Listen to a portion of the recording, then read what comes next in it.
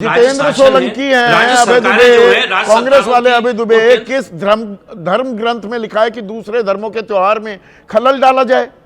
ये हिंदुस्तान की परंपरा कब से हो गई, रीत, हमारी प्रीत कब से हो गई है? संदीप चौधरी जी, भारतीय जनता पार्टी की सरकारें अपने पाप पर पर्दा डालने के लिए राम राम जपती और भ्रष्टाचार का माल अपना करती है। इंदौर का भी जो बुनियादी रूप से केस अगर आप देखोगे तो वो भ्रष्टाचार की बुनियाद पर ही रखा है।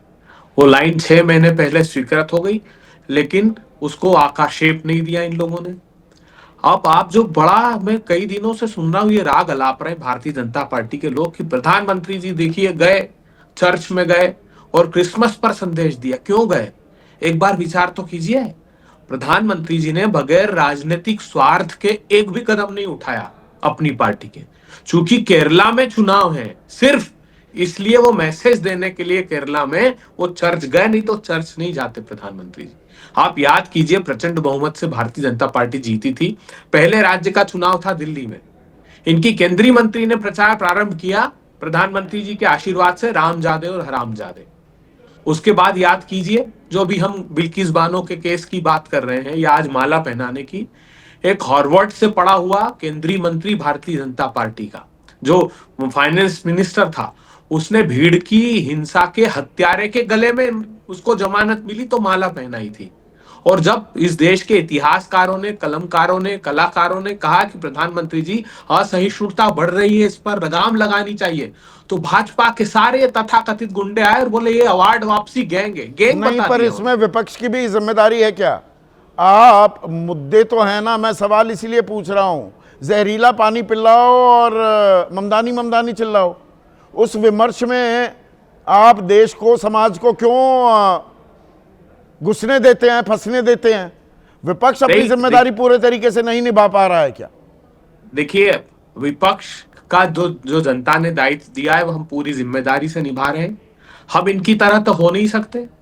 ये सिर्फ सांप्रदायिक ध्रुवीकरण के कारण सत्ता हासिल किए हुए। पढ़िएगा आप, 25 नवंबर 1949 को बाबा साहब अंबेडकर ने सदन में, जब संविधान अंगीकार कर रहे थे, हम एक दिन पहले भाषण दिया था और उन्होंने कहा था कि हम फिर परतंत्र हो सकते हैं अगर कोई अधिनायकवादी नेता जो देश से ऊपर धर्म को रख देगा, तो फिर हम गुलाम हो जाएंगे। और उस गुलामी की तरफ हम बढ़ रहे हैं।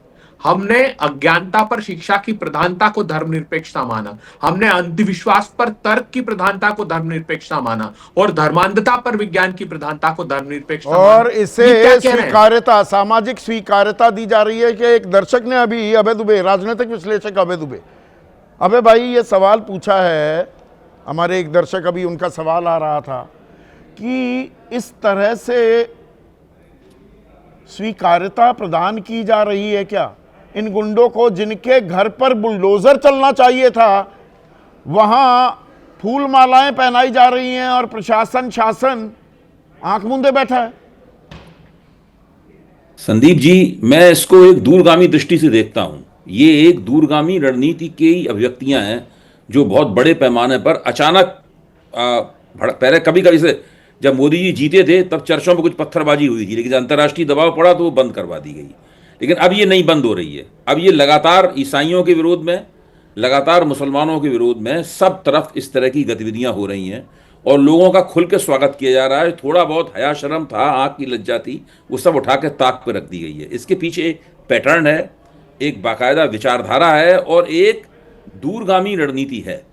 नहीं, अदालतों पर, न्यायिक व्यवस्था पर, पुलिस तंत्र पर भी दबाव बनता है। अरे भाई, लोगों में तो स्वीकार्यता है, लोग तो इन्हें हीरो मान रहे हैं, गुंडों को हीरो बना रहे हैं। आप जो कह रहे हैं वो मैं 100% सहमत हूं उससे। मैं थोड़ा सा, आपने मौका दिया है, थोड़ा सा परे जाके देखना चाहिए। इस जो इमीडिएट इंपैक्ट है उसके, जो फौरी प्रभाव है, उनसे परे जाके देखना चाहिए। 2024 में जब बहुमत खोया तब इन लोगों को ये समझ में आया कि हमारी जो कट्टरपंथी जमात है उसका प्रतिशत नहीं बढ़ रहा है, उसका प्रतिशत उतना नहीं बढ़ रहा है कि हर कीमत पे, चाहे कितनी एंटी इनकम्बेंसी हो, उसका वोट हमें मिले ही मिले। ये उस कट्टरपंथी जमात का प्रतिशत बढ़ाने के लिए, जो अभी केवल 12 से 15% के बीच में है, कि वो किसी तरीके से बढ़ के 15 से 25 से 30% तक पहुंच जाए, तब बाकी जो चुनावी तिकड़ में होती है उसके जरिए वोट मिल जाएंगे और बहुमत सुनिश्चित हो जाएगा।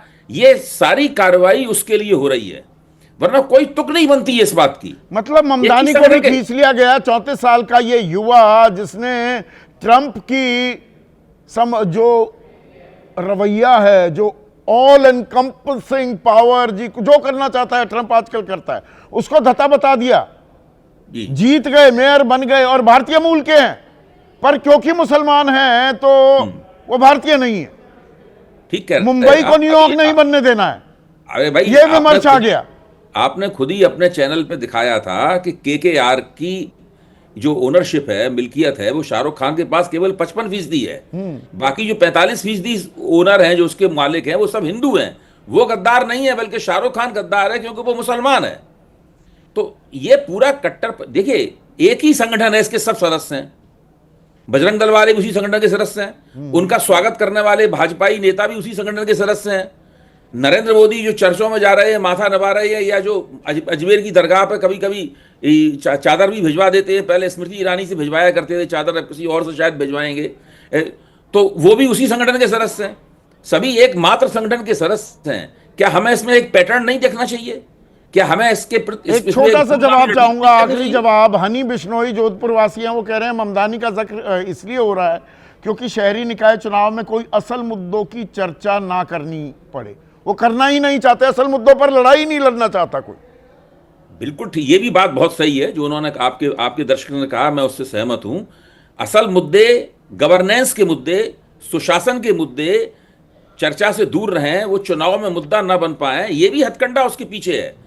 लेकिन मैं अभी भी ये मानता हूं कि जो कट्टरपंथी कोर है, उसको बढ़ाने की, उस दायरे को और व्यापक करने की एक कोशिश हो रही है। तो क्या नया हिंदुस्तान कट्टरपंथियों का हिंदुस्तान बनने वाला है क्या? और असल मुद्दे गौण होते चले जाएंगे, बस ये हिंदू मुसलमान, अब ईसाई, उनके खिलाफ हिंसा, उनके खिलाफ नफरत, बस यही बाजार, यही दुकानें सजी रहेंगी क्या? सोचिए इस बारे में। आज बस इतना ही।